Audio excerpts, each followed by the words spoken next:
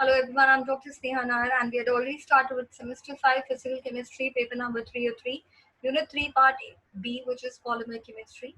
In the last 12 videos, we have already covered up all the measurement techniques or the molecular weight determination methods of the polymer, and in this coming video we'll be studying in detail the osmotic pressure method of the molecular weight determination of the polymers. So let's get started. Now, what do we exactly mean by osmotic pressure method?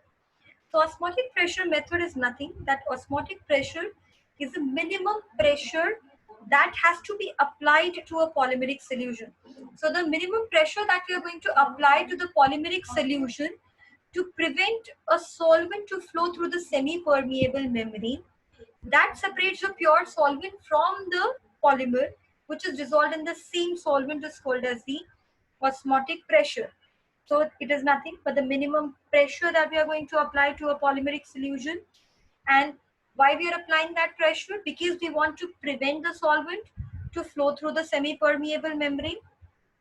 Why? Because the semi-permeable membrane is kind of separating the pure solvent from the polymer, which is dissolved into the same solvent. So this method is generally used for the molecular weight determination of the polymers, and according to the Van 't Hoff equation, we can solve this method in the form of PV is equal to nRT, wherein this is nothing but the ideal gas equation also. So PV is equal to pressure, P is equal to pressure, V is equal to volume.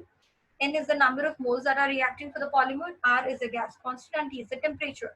So this equation can also be written as PV is equal to W upon M, which is weight upon molecular weight, into RT.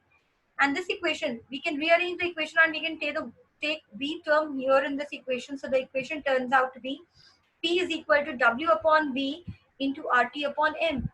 So W upon V is nothing but what? C, which is concentration. Weight by volume is nothing but the concentration of the solution.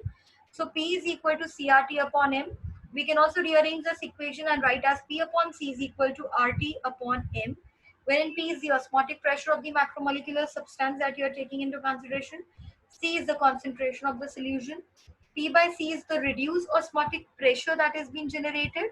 R is the gas constant and M is the molecular weight of the macromolecule. And obviously the last term T is nothing but the temperature of the system.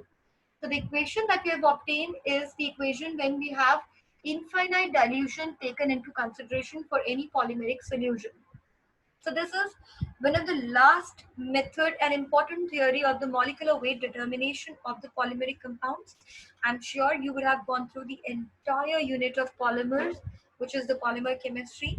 According to the Gujarat University syllabus, we have mostly covered all the important topics that are frequently asked in the examination, and I'm pretty sure you would have gone through it. If you haven't, please make sure that you are referring to all the initial videos that I've already shared regarding this topic.